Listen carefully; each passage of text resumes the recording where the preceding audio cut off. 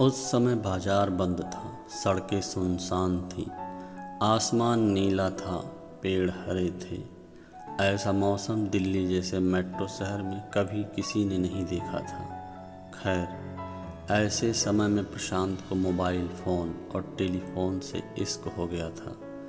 Facebook पर समय ज़्यादा ही कट रहा था और भला कटे भी क्यों न, कमबख्त इश्क जो हो गया था, एक इश्क लड़की से जो दूसरा इश्क मोबाइल फ़ोन से। समझ नहीं आया कि इश्क मोबाइल फ़ोन से हुआ है या मोबाइल वाली लड़की से। हाँ, शुरुआत बस औपचारिक बातचीत से हुई थी। धीरे धीरे वह भी खुलने लग गई थी और प्रशांत भी। उसकी प्यार भरी बातें प्रशांत को अपनी तरफ खींचती चली जा रही थी। हाँ, फ्रेंड रिक्वेस्ट ने उन्हें प्रशांत को भेजी थी। प्रशांत ने फ्रेंड रिक्वेस्ट स्वीकार करने से पहले उसका प्रोफाइल देखा था। फ़ोटो पर उसका भारतीय लड़की जैसा था। उसके बाल, उसकी आंखें विदेशी जैसी थी, भूरे बाल और नीली आंखें। उसने अपने प्रोफाइल फ़ोटो में नीली जीन्स और टी शर्ट पहन रखी थी। फ़ोटो में देखकर अंदाज़ा लगाया जा सकता था कि तकरीबन 5 फुट 7 इंच ऊंची होगी। उम्र 30 से 35 साल की होगी। प्रशांत द्वारा फ्रेंड रिक्वेस्ट स्वीकार करते ही उसने मैसेज भेजा था, hello, good morning dear. Dear शब्द से संबोधित करने पर प्रशांत बड़ा खुश हुआ। हेलो, गुड मॉर्निंग, प्रशांत ने भी जवाब दिया। फिर उसका दूसरा मैसेज आया, आप कैसे हो डियर? मैं ठीक हूँ। आप कैसी हैं? मैं ठीक हूँ, अपने काम में बिजी हूँ। फिर तुरंत उसके एक लंबा खतनुमा मैसेज इंग्लिश में भेज दिया, मेरा नाम जेसिका है, मैं आधी भारतीय हूँ आधी अंग्रेज़ हूँ, क्योंकि मेरी माँ दिल्ली से थी और मेरे पिता इंग्लैंड से। मैंने फेसबुक पर अपना प्रोफाइल देखा और मैंने आपको अपना दोस्त बनाने के लिए एक मैसेज भेजने का फ़ैसला किया, क्योंकि मैं भारत में किसी को नहीं जानती। मैं अभी अगले महीने भारत की यात्रा का प्लान कर रही हूँ। मैं भारत पहली बार आ रही हूँ। मुझे ऐसा लगता है कि अपनी मातृभूमि में आकर मुझे खुशी होगी। प्रशांत को इतनी इंग्लिश आती थी, इसलिए उसने जवाब दिया, मैं दिल्ली में रहता हूँ। दिल्ली बहुत ही खूबसूरत जगह है, यहाँ कई सैलानी घूमने आते हैं। मैं एक और ऑटोमोबाइल कंपनी में मशीन ऑपरेटर हूँ। आप मुझे अपना व्हाट्सएप नंबर भेजें, हम व्हाट्सएप पर और बातें करते हैं। प्रशांत ने अपना व्हाट्सएप नंबर तुरंत भेज दिया। तुरंत ही जेसिका का जवाब भी आ गया। नंबर विदेश का ही था। अब प्रशांत को पूरा यकीन हो चुका था कि किसी विदेशी लड़की से बात कर रहा है। फिर रात हुई और फिर सुबह। इस बीच प्रशांत का कई बार जेसिका से बात करने का मन हुआ, पर वह उन्हें ऑनलाइन नहीं मिली। मगर थोड़ी देर बाद जेसिका का मैसेज मिला, मैं चाहती हूँ कि आप मुझे बेहतर तरीके से जानें। मैंने शादी नहीं की, मैं लंदन में रहती हूँ। मैं फ़िलहाल ब्रिटिश पेट्रोलियम में एक समुद्र तटीय इलाके में नर्स के रूप में काम करती हूँ। मेरे कहने का मतलब है कि मैं एक नर्स हूँ, लेकिन मैं 32 साल की हूँ। मैंने अपनी माँ को तब खो दिया जब मैं 10 साल की थी। मैंने 6 महीने की छुट्टी ले ली है। मैं अगले महीने भारत की यात्रा करने की योजना बना रही हूँ। यह मेरी पहली यात्रा होगी और मैं बहुत सारी मस्ती करना चाहती हूँ। मैं चाहती हूँ कि आप अगले मैसेज के बारे में बताएं, ताकि हम एक दूसरे को बेहतर तरीके से समझ सकें। प्रशांत ने भी तुरंत मैसेज किया, आपने मुझे अपने बारे में इतना कुछ बताकर साबित किया कि आप दिल की साफ और नेक दिल इंसान हैं। अमूमन लोग इतनी जल्दी इतना प्यार किसी को नहीं करते। मैं आपका इंतज़ार करूँगा। इसके बाद जेसिका का कोई मैसेज नहीं आया, लेकिन अगले दिन सुबह प्रशांत ने जेसिका का मैसेज देखा, डियर, शायद मेरी नौकरी के चलते कोई भी मर्द हमेशा घर से दूर रहने वाली लड़की के साथ नहीं रहना चाहेगा। शायद इसलिए जब मैं छोटी थी तो मर्दों के साथ मेरा अनुभव अच्छा नहीं था। मैं बहुत धार्मिक नहीं हूँ, क्योंकि मैं नियमित रूप से प्रार्थना में शामिल नहीं होती हूँ। मैं ग्रेटर लंदन के केसिंगटन स्क्वायर में रहती हूँ। आप बेझिझक मुझसे कुछ भी पूछ सकते हैं और मैं आपको जवाब दूंगी। मैं एक कंपनी में सीएनजी ऑपरेटर हूँ।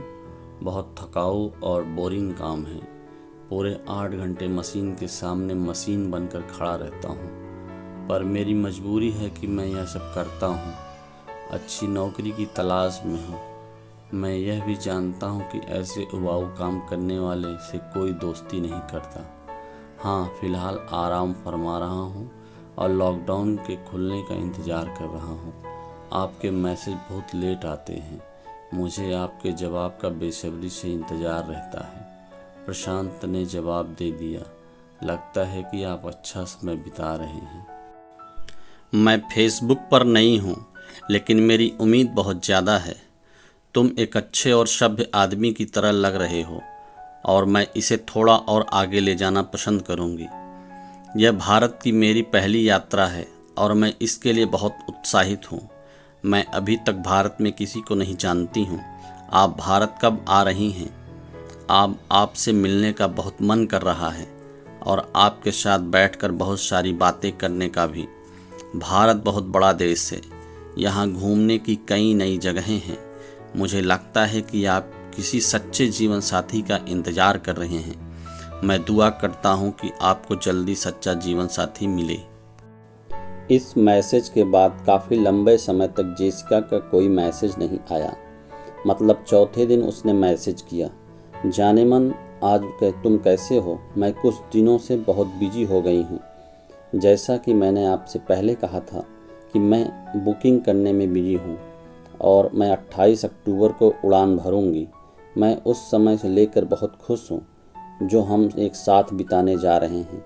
मैं आज ख़रीदारी के लिए भी गई थी। मैंने अपने लिए बहुत सारी चीज़ें खरीदी हैं। मैं रवाना होने से पहले आपको कुरियर के बहुत सामान भेजूंगी, इसलिए मुझे आप अपना पूरा नाम, मोबाइल नंबर और पता भेजें जहां आप पैकेट रिसीव करना चाहते हैं। ओह, मैं पहले इतना खुश कभी नहीं हुआ। न जाने मैं क्यों घबरा भी रहा हूँ। ठीक वैसे ही जैसे प्यार की पहली मुलाकात में लोग घबराते, शर्माते हैं। क्या तुम भी ऐसा महसूस कर रही हो? और मुझे किसी चीज़ की ज़रूरत नहीं है, बस तुम आ रही हो। इससे बड़ी खुशी की कोई बात नहीं। मना मत करो प्लीज़। गिफ्ट तो तुम्हें लेना ही होगा जाने मन। इतना मैसेज लिखकर जेसिका ने मैसेज में एक चुम्मा भी भेज दिया। प्रशांत खुश हुआ पर साथ में मैसेज किया, मुझे बस एक बात का डर है। यहाँ कोरोना फैला हुआ है। इस वजह से यहाँ घूमना फिरना बहुत मुश्किल है। विदेश से आने के बाद आपको भी 14 दिनों के लिए क्वारंटाइन रहना पड़ेगा। दिल्ली में होटल मिलना भी मुश्किल होगा, लेकिन हम दोनों साथ रहने की कोशिश करेंगे। वैसे एक पता भेज रहा हूँ। फिर प्रशांत ने अपना किराए के घर का पता जेसिका को भेज दिया। मैंने जो पैकेट भेजा है उसमें सफ़ेद धारियों के बैग के अंदर 2 लाख पाउंड, लैपटॉप, सोने की कलाई, घड़ी, डिजाइनर परफ्यूम और एप्पल आईफोन है। दूसरे बैग में मैंने कुछ अपना सामान भी रख लिया है ताकि जब मैं आऊँ तो मेरा सामान कम हो। इतने सारे गिफ्ट और पैसे के बारे में जानकर प्रशांत को लग रहा था कि अब उसकी गरीबी दूर हो जाएगी। हमेशा के लिए सड़ी सी नौकरी से उसे छुटकारा मिल जाएगा। अपनी बात को पुख्ता करने के लिए प्रशांत ने जेसिका को लिखा, लव, क्या तुम मुझे कुरियर की पर्ची और पैकेट फ़ोटो भेज सकती हो ताकि मुझे सामान लेने में आसानी रहे। आप मेरे लिए एक अद्भुत इंसान साबित हुई। 2 लाख पाउंड मेरे आने से पहले कार खरीदने और पंजीकरण करने में आपकी मदद करने के लिए है। मैं आने से पहले आपको कार की कागजी कार्रवाई करने में सक्षम मानती हूँ, तो मैं सफ़ेद धारियों वाले बैग के अंदर अपने पासपोर्ट और इंटरनेशनल ड्राइविंग लाइसेंस की एक फ़ोटोकॉपी भी भेज रही हूँ। पैसे का कोई पता न लग सके इसलिए सामान के अंदर अच्छी तरह छिपा कर रखा है। मुझे इस तरह से करना था ताकि यह सुरक्षित रहे। जैसे कि आप कुरियर सेवा से पैकेट लेते हैं, कृपया मुझे बताएं। मैं अभी समुद्री तट इलाके में हूँ। अगले दिन ही जेसिका ने प्रशांत को सामान का बैग और कुरियर पर्ची की फ़ोटो भेज दिया। प्रशांत ने कुरियर की पर्ची को ध्यान से पढ़ा। उसमें पूरा पता लंदन का लिखा था। काला सा बड़ा बैग था। बैग के ऊपर भी कुरियर की पर्ची चिपकी हुई थी। अगले दिन फिर सुबह जेसिका का मैसेज मिला। तुम्हें 3 दिन बाद ही बैग मिल जाएगा। सच में 3 दिन बाद ही एक फ़ोन आया। क्या आप प्रशांत बोल रहे हैं? जी, आपका कुरियर लंदन से आया है। क्या यह कुरियर आप ही का है? जी, मेरा ही है। क्या आप इस कुरियर को लेना चाहते हैं? जी हाँ, लेना चाहता हूँ। 35,000 रुपये डिपॉजिट करने पर यह कुरियर आपको पहुँचा दिया जाएगा। जी, वह क्यों? सर, विदेश से आए कुरियर सरकारी टैक्स जमा करने के बाद ही मिलते हैं। यह सुनते ही प्रशांत को पसीना आना शुरू हो गया। इतनी बड़ी रकम उसके पास थी भी नहीं। क्या आप भी अभी पैसे डिपॉजिट कर रहे हैं? नहीं, तो यह एक दिन बाद वापस चला जाएगा। मैं आपको बताता हूँ। इतना कहकर प्रशांत सोच में पड़ गया। सच कहें तो उसके अकाउंट में 35,000 रुपये थे ही नहीं। अगर ये पैसे होते तो शायद वह इन पैसों को अब तक दे देता। अमूमन जैसे लड़के प्यार के लिए कुछ भी कर देते हैं, प्रशांत ने ऐसा कुछ नहीं किया। प्रशांत को पहली बार उसी शाम जेसिका का फ़ोन आ गया। प्रशांत फ़ोन उठाने से पहले सोच रहा था कि वह इंग्लिश में बात करेगी। उसने इंग्लिश में कहा, क्या तुम्हें गिफ्ट मिल गया? प्रशांत ने उसका आवाज़ को पहली बार सुन रहा था। बहुत ही प्यारी, सुरीली, मीठी आवाज़ थी। प्रशांत ने जवाब दिया, मेरे पास 35,000 रुपये नहीं हैं। कोई नहीं, तुम किसी से लेकर दे दो। बैग में बहुत पैसे हैं। इतने पाते ही तुम्हारी सारी तकलीफ दूर हो जाएगी। एक काम करो, तुम अभी मेरे अकाउंट में पैसे ट्रांसफ़र कर दो, मैं जाकर गिफ्ट ले लूँगा। ओह डियर, मैं समुंदर के किनारे हूँ। जब मैं मैदानी इलाके में आऊँगी तो तुम्हें पैसे ट्रांसफ़र कर दूँगी। अभी तो तुम वहीं किसी से पैसे लेकर गिफ्ट ले लो, उसमें बहुत सारे पैसे हैं। प्रशांत किसी भी तरह से जेसिका को बात को मान नहीं रहा था। वह हर तरह से उसे समझाने की कोशिश कर रही थी। धीरे धीरे वह गंभीर होने लगी। उसकी प्यारी, मीठी, सुरीली आवाज़ कड़वी और भारी हो गई। तुम मुझे धोखेबाज समझ रहे हो। नहीं नहीं, तुम मुझे गलत समझ रही हो। मेरे मन में ऐसी कोई बात नहीं। तुम मुझे धोखेबाज समझ रहे हो। तुम मुझे धोखा दे रहे हो। तुम प्यार के लायक नहीं हो। मैं गिफ्ट वापस मंगा रही हूँ। इतना कहकर जेसिका ने फ़ोन तुरंत काट दिया। उस दिन के बाद जेसिका का फ़ोन कभी नहीं आया। यहाँ तक कि फेसबुक मैसेंजर से भी गायब हो गई।